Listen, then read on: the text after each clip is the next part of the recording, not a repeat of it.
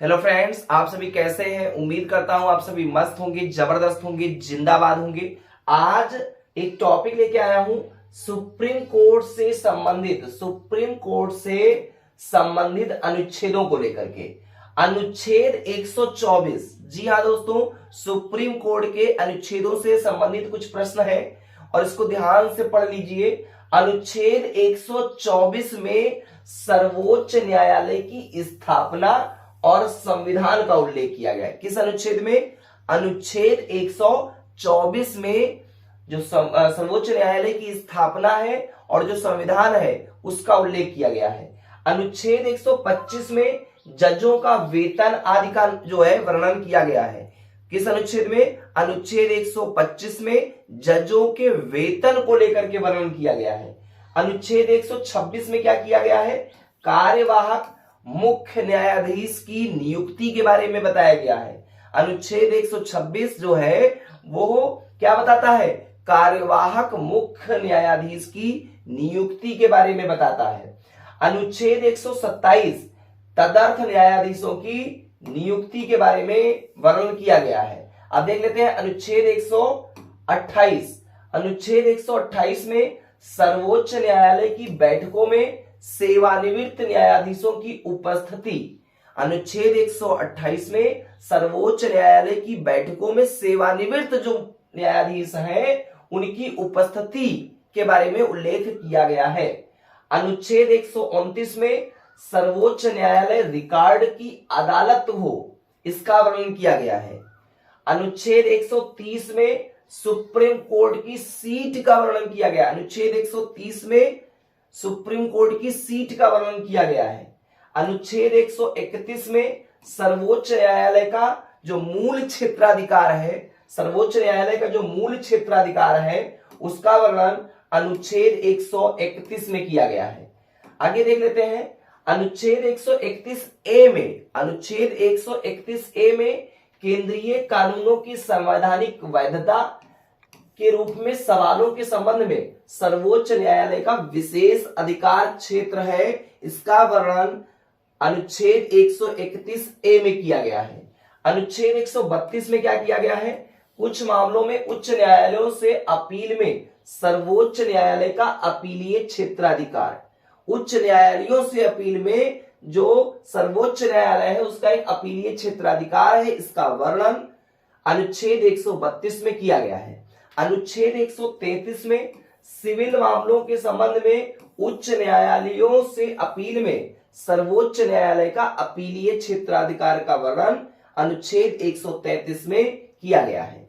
अनुच्छेद 134 में आपराधिक मामलों के संबंध में सर्वोच्च न्यायालय का अपीलीय क्षेत्राधिकार का वर्णन अनुच्छेद 134 में भैया हुआ है।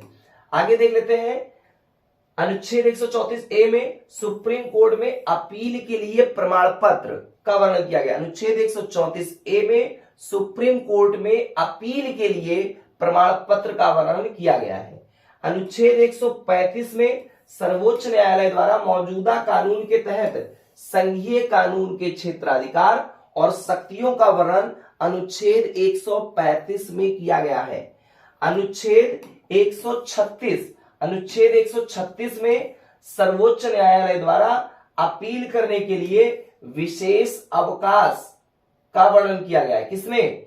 जो है ये हो गया आपका अनुच्छेद 136 में किया गया है। अनुच्छेद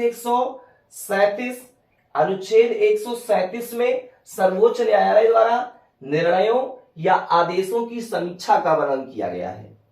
अनुच्छेद 138 में सर्वोच्च न्यायालय के अधिकार क्षेत्र में वृद्धि का वर्णन किया गया। अनुच्छेद 138 में किसका किया गया है?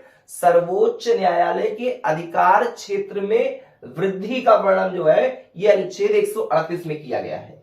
अनुच्छेद 139 में कुछ रिट्स जारी करने के लिए सुप्रीम कोर्ट ऑफ पावर का कन्वेंशन का जो है जो वर्णन है, जो व्याख्या है, वो कहां पे मिलता है आपको? अनुच्छेद 139। अनुच्छेद 140 में सर्वोच्च न्यायालय की सहायक शक्तियां जो होती है उसका वर्णन कहां किया गया है? उसका वर्णन अनुच्छेद 140 में किया गया है। अनुच्छेद 141 में सुप्रीम कोर्ट द्वारा घोषित कानून सभी अदालतों पर बाध्यकारी है। इसका वर्णन अनुच्छेद 141 में हुआ है। अनुच्छेद 142 में सुप्रीम कोर्ट के आदेशों और आदेशों की प्रवर्तन और खोज आदि के आदेश का वर्णन अनुच्छेद 142 में किया गया है। अनुच्छेद 143 में सुप्रीम कोर्ट से परामर्श करने की राष्ट्रपति की जो शक्ति होती है उसका वर्णन अनुच्छेद 143 में किया गया है। अनुच्छेद 144 में सुप्रीम कोर्ट की सहायता में कार्य करने के लिए नागरिक और न्यायिक अधिकारी का जो वर्णन है इसको अनुच्छेद 144 में देखने को दोस्तों मिलता है। आगे देख लेते हैं अनुच्छेद 144 ए, कानूनों की संवैधानिक वैधता से संबंधित सवालों के निपटान के लिए विशेष प्रावधान का वर्णन कहां भी मिलता है? अनुच्छेद 144 ए में।